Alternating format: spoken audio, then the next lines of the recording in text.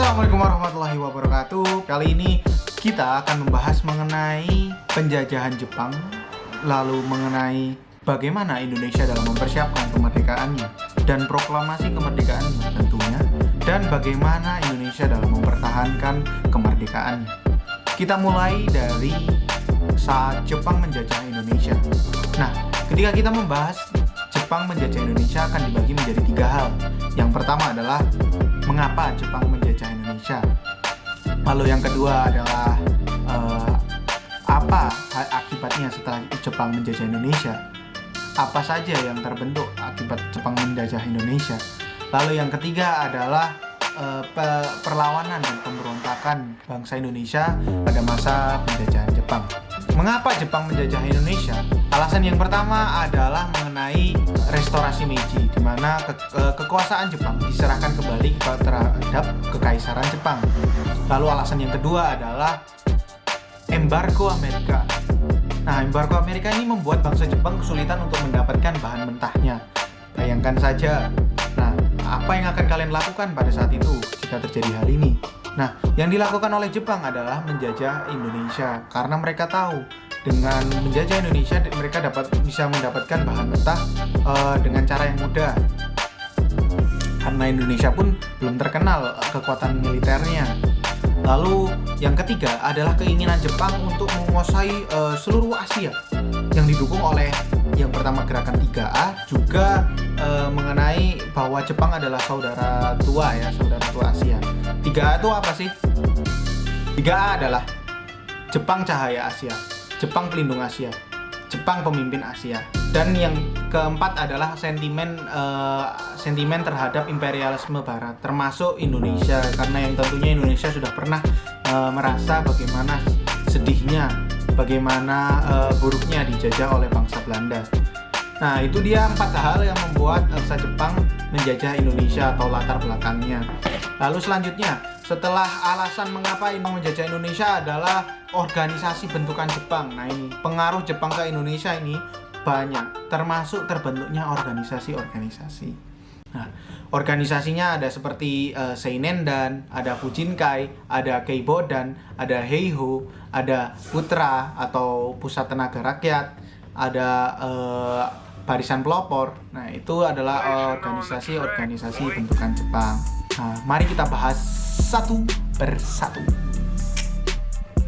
Seinendan adalah organisasi bentukan Jepang yang dibentuk pada 19 April 1943, yang mana sifatnya adalah semi militer, di mana anggotanya berasal dari mulai umur 14 tahun.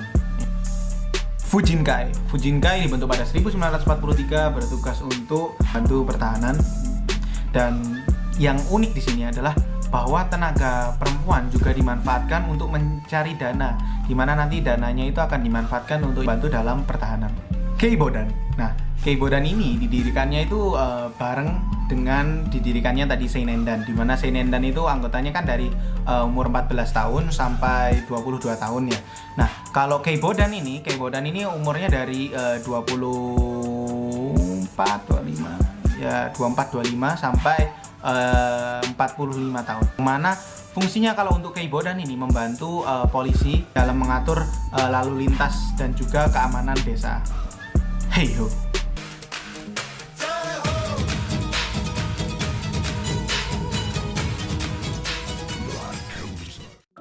Adalah sayap militer lokal ya. Jadi yang mana anggotanya berasal dari bangsa Indonesia yang berumur dari 18 tahun sampai 25 tahun, yang mana fungsinya nanti akan ditempatkan pada organisasi militer Jepang yang nanti akan membantu pasukan Jepang. Tapi perlakuan Jepang terhadap tentara Jepang dan Heiho ini ya berbeda. Putra, Pusat Tenaga Rakyat. Nah, ini deh. Putra, Pusat Tenaga Rakyat. Nah, Putra ini cukup terkenal ya, karena mungkin kalian mengenal yang namanya 4 serangkai yang isinya Insinyur Soekarno, Muhammad Hatta, Ki Hajar Dewantara, Kiai Haji Mas Mansur. Nah, mereka itu sebenarnya berasal dari Putra. Nah, yang dimana diketahui oleh Insinyur Soekarno. Putra ini dibentuk oleh Jepang. Fungsinya sebenarnya untuk membujuk kaum intelektual dan kaum nasionalisme untuk ikut serta membantu Jepang baik menggunakan tenaga maupun menggunakan pikiran dalam dalam Perang Dunia II. Nah, tapi tentunya ya karena isinya ya tahu sendiri, orang-orang ngeri kayak gini ya. Nah, mereka agak sebodoh itulah, mereka manfaatkan putra ini sebagai wadah bagi pengembangan sifat nasionalisme dan anti-imperialisme bagi bangsa Indonesia. Cerdas ya. Selanjutnya adalah barisan pelopor. Nah, barisan pelopor ini juga diketuai oleh Insinyur Soekarno. Barisan pelopor ini bentuknya dulu adalah rapat Chuo Sang-in ya. Setelah rapat Chuo Sang-in terus dibentuk untuk fungsinya mempertahankan agar bangsa Indonesia bisa membantu Jepang dalam mempertahankan tanah airnya. Di sini kata-katanya membantu Jepang, padahal ya jelaskan tanah air milik siapa? Milik Indonesia gitu loh guys. Ya tapi gitulah. Ya intinya terus barisan pelopor pun diberi bekal militer, bagaimana cara menggunakan bambu runcing, bagaimana cara menggunakan senapan kayu, itu juga disediakan oleh barisan pelopor ini. Itu tadi adalah organisasi-organisasi yang dapat terbentuk karena pengaruh Jepang saat masa pendudukan Jepang. Nah, tentunya ini ada nilai positif dan nilai negatifnya ya. Kalau misalnya Jepang dulunya tidak menjajah Indonesia, mungkin Indonesia tidak akan bisa belajar bagaimana berorganisasi yang baik, bagaimana bisa berperang atau bertempur, dasaran-dasaran militer yang benar. Nah, jadi ada positif juga ada negatifnya. Nah, lalu timbullah peperangan atau pemberontakan yang terjadi akibat tentunya bentuk dari protes bangsa Indonesia terhadap bangsa Jepang yang mungkin bertindak sewenang-wenang. Jadi ada 4 peperangan. Yang pertama perlawanan di Aceh, yang kedua ada perlawanan di Tasikmalaya atau Singaparna, terus ada perlawanan di Indramayu, ada juga yang terakhir perlawanan di Blitar atau yang dilakukan oleh pemberontakan PETA. Nah, ini cukup unik nih. Kita mulai kupas satu persatu. Mulai dari yang pertama, perlawanan di Aceh. Perlawanan Aceh ini timbul akibat protes rakyat Aceh yang beberapa di antara mereka dipaksa menjadi Romusha. Romusha, ada yang tahu nggak Romusha apa? Romusha, ada yang tahu nggak? Jadi Romusha adalah tenaga rakyat yang dipaksa untuk membantu Jepang dalam membangun seperti contohnya parit, terus bandara udara, jalan. Perangan Aceh ini dipimpin oleh bangsa Indonesia, tepatnya rakyat Aceh ini dipimpin oleh Tengku Abdul Jalil, yang pada serangan pertama dan serangan kedua mereka berhasil memukul mundur pasukan Jepang hingga ke Lok Sumawe. Jadi serangan paling penting itu yang terjadi pada 10 November 1942 di mana terjadi penyerangan di Chot Plieng. Nah, akan tetapi pada serangan ketiga Jepang berhasil menang dan berhasil menguasai Chot Plieng.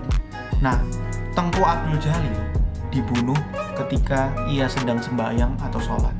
Nah, ini semakin membuat amarah rakyat Aceh semakin meningkat hingga akhirnya meletuslah penyerangan kedua, yaitu penyerangan Jamkabuya yang dipimpin oleh T. Hamid atau Tengku Hamid ya, dipimpin oleh Tengku Hamid. Perlawanan di Singaparna atau Tasikmalaya. Tasikmalaya. Ya, Perlawanan di Singaparna atau Tasikmalaya. Perlawanan ini dipimpin oleh Kiai Zainal Mustafa. Hal ini terjadi karena 2 hal penting. Yang pertama tentunya penderitaan mereka karena kesewenangan Jepang. Lalu yang kedua adalah karena mereka dipaksa untuk melakukan upacara Seikere. Jadi upacara Seikere ini adalah upacara dalam rangka menghormati Kaisar Jepang dengan cara membungkuk ke arah matahari, di mana mereka menganggap ini adalah syirik. Syirik. Tercetuslah perang Singaparna.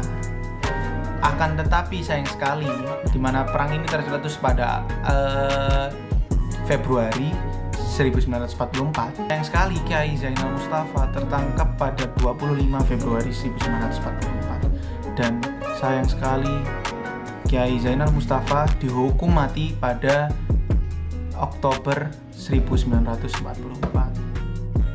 perlawanan Indramayu. Oke, perlawanan Indramayu ini terjadi karena alasan yang ya sama lah dan nggak jauh berbeda, dan ini terjadi di desa Kaplongan pada April 1944 hingga akhirnya terjadi peperangan juga di desa Cidempet, di desa Cidempet. Ya, di desa Cidempet, kecamatan Loh Bener. Ya, Loh Bener emang. Oh, salah. Oke, kecamatan Loh Bener pada 30 Juli 1944. Perlawanan di Blitar, pemberontakan peta. So, perlawanan di Blitar ini dipimpin oleh Supriyadi, yang mana saat itu adalah pemimpin dari PETA, Pembela Tanah Air. Nah, pasukan PETA ini berhasil membuat Jepang kewalahan karena ini merupakan pemberontakan terbesar, dan memang pada saat ini pada saat itu Jepang sedang kesulitan karena dia sedang menghadapi perang Pasifik. Nah, bagaimana cara Jepang mengalahkan Indonesia? Ia menggunakan tipu muslihat. Mereka menyampaikan bahwa bagi siapapun yang menyerah dalam pemberontakan akan dijamin keselamatannya. Akan tetapi semua hanya omong kosong. Pasukan PETA tetap dihukum dan PETA pun akhirnya dibubarkan. Itu dia adalah peperangan atau pemberontakan yang terjadi pada masa pendudukan Jepang. Selanjutnya kita akan membahas mengenai persiapan kemerdekaan Indonesia dan juga proklamasi kemerdekaan Indonesia, dan juga tentunya jangan lupa apa yang dilakukan Indonesia setelah Indonesia memproklamasikan kemerdekaannya. Indonesia dalam mempersiapkan kemerdekaannya. Nah, Indonesia dijanjikan kemerdekaannya oleh Jepang tentunya setelah Konaiki Koisho ya naik jabatan. BPUPKI adalah bentuk nyata Jepang dalam menjanjikan kemerdekaan Indonesia. BPUPKI atau dalam bahasa Jepang Dokuruchi Zunbei Kosakai, di mana fungsinya adalah mempersiapkan kemerdekaan Jepang. Mana fungsinya adalah mempersiapkan kemerdekaan Indonesia. Nah, pada sidang BPUPKI ini terdapat 3 tokoh Indonesia yang memberikan gambarannya, yang memberikan pola pikirnya mengenai dasar negara, yaitu Insinyur Soekarno, Muhammad Yamin, dan Mr. Supomo. BPUPKI pun membentuk Panitia 9, yang mana dari Panitia 9 itu di dalamnya ada juga IR Soekarno atau dipimpin oleh IR Soekarno. Nah, Panitia 9 ini menghasilkan yang namanya Piagam Jakarta atau biasa kita kenal dengan Jakarta Charter. Setelah BPUPKI terbentuk, wah ternyata duar bom atom diturunkan oleh pesawat Amerika di 2 kota besar Jepang, Hiroshima, Nagasaki. Nah, ini membuat Jepang kebingungan, guys. Apa yang dilakukan? Akhirnya Jepang menarik mundur pasukannya dari Indonesia karena terjadi ini tadi itu bom atom ini. Nah, hingga akhirnya terjadi kekosongan di Indonesia. Waduh, kali ini dilihat oleh kaum muda atau ya oleh golongan muda, yang dimana ini dilihat oleh golongan muda sebagai kesempatan Indonesia untuk merdeka dengan usahanya sendiri. Nah, berbeda dengan golongan tua yang mereka memilih untuk mencari aman ya, karena tentunya mereka udah lihat, oh Jepang ini sudah menjanjikan kemerdekaan bagi bangsa Indonesia. Nah, karena perbedaan pendapat ini terpaksa golongan muda menculik IR Soekarno dan Muhammad Hatta ke Rengas Dengklok.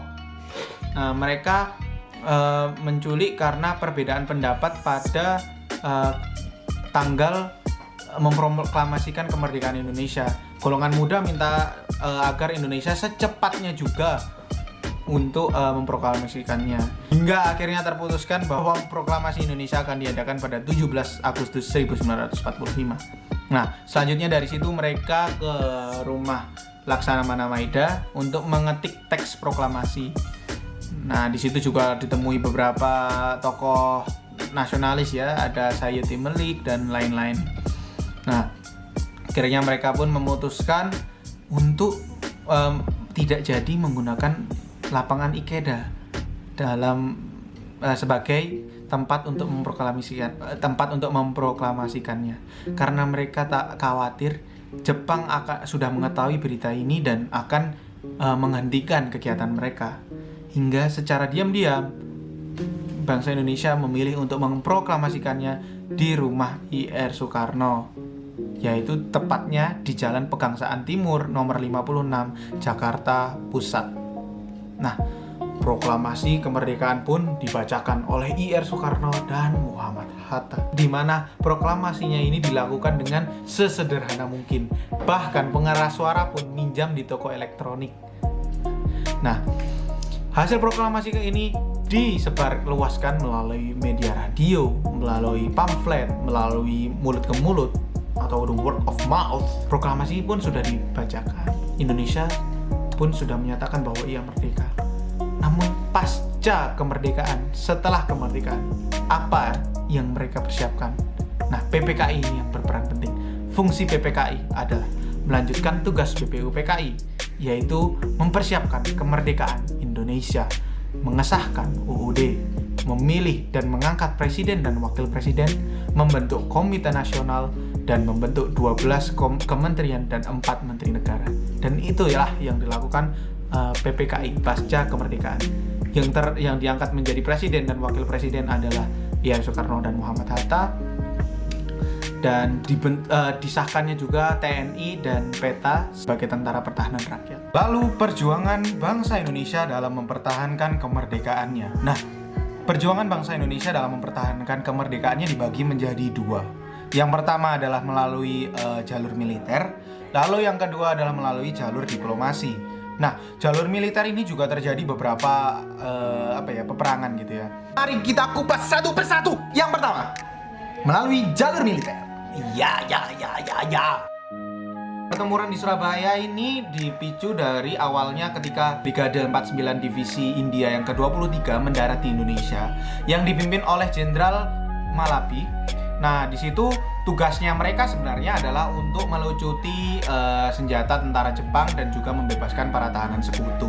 Nah, ini perangnya ini lumayan lama, boy. Dari 27 Oktober sampai 20 November 1945.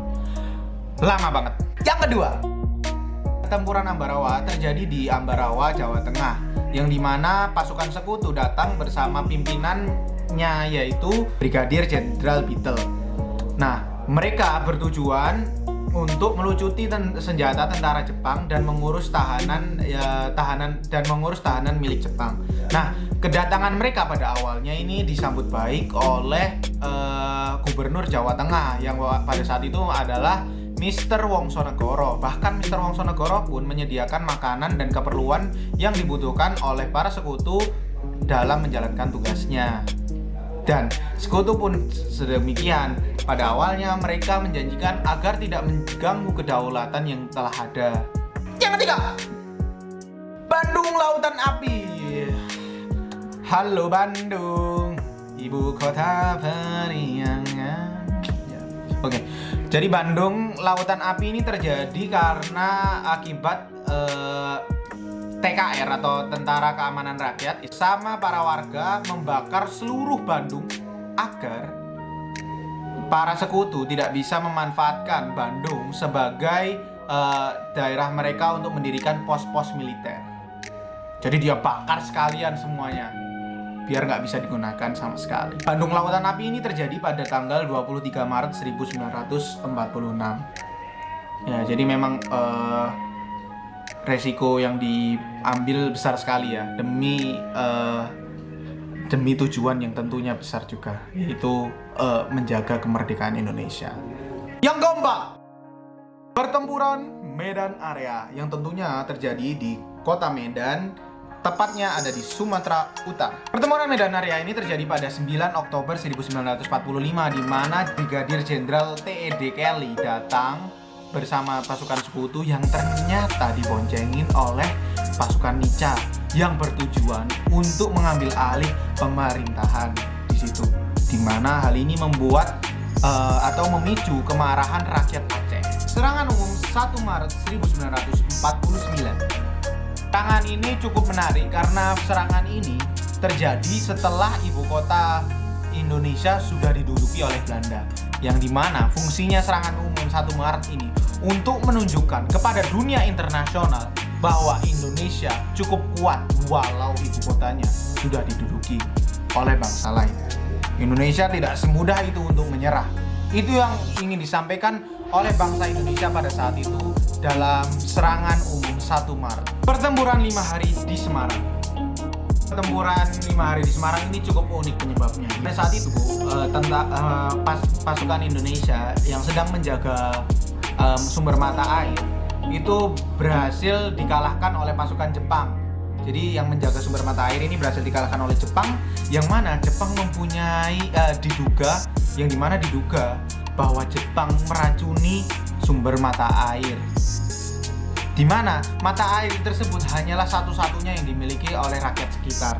Nah, oleh karena itu Dr. Karyadi, yang mana itu adalah kepala laboratoriumnya, langsung tergerak karena ia tahu bahwa ini menyangkut hidup orang banyak. Nah, walaupun begitu sebelumnya dia sudah diingatkan oleh sang istri bahwa saat ini sedang masa genting-gentingnya dan akan menghadapi banyak sekali mara bahaya. Nah, ia pun tidak peduli dengan hal itu, sudah diingatkan karena ini mencakup nyawa banyak orang. Nah, saat di tengah jalan ia dihadang oleh pasukan Jepang dan ia pun ditembak secara keji, namun ia gagal diselamatkan nyawanya. Nah, hal ini makin membuat rakyat Semarang marah besar. Mereka pun dari awal tadi sudah menduga bahwa mata air mereka diracuni, ditambah Dr. Karyadi, yaitu kepala laboratoriumnya yang hendak meneliti airnya, dibunuh. Gimana nggak kesel? Nah, akhirnya tercelutuslah pertempuran 5 hari di Semarang. So guys, tadi itu perjuangan Indonesia dalam menjaga kemerdekaannya dengan cara militer. Nah, bagaimana dengan cara diplomasi? Bangsa Indonesia dulu juga pandai dalam berdiplomasi. Yang paling terkenal ada perjanjian Renville, perjanjian Romroyen, perjanjian Linggarjati, dan KMB atau Komisi Meja Bundar. Oleh karena itu, kita ketahui bahwa ternyata bangsa Indonesia dalam meraih kemerdekaan Indonesia tidak semudah itu. Mereka menggunakan jalur militer, jalur diplomasi. Mereka mengorbankan nyawa mereka, dan para ibu mengorbankan nyawa anak mereka, para istri mengorbankan nyawa suami mereka. Selain itu, bagaimana beraninya orang-orang terdahulu, orang-orang nasionalis yang berani membela Indonesia di mata dunia walau tahu nyawa adalah taruhannya. Gila, tekan di. Oleh karena itu, alangkah baiknya kita sebagai generasi muda patutnya menjaga kemerdekaan Indonesia dalam era modern ini dengan cara yaitu memanfaatkan teknologi yang ada dengan sebaik mungkin dan terus belajar agar kita tidak terkalahkan dimakan oleh perkembangan zaman. That's all from me, Mulspek. Thank you dan semoga bermanfaat.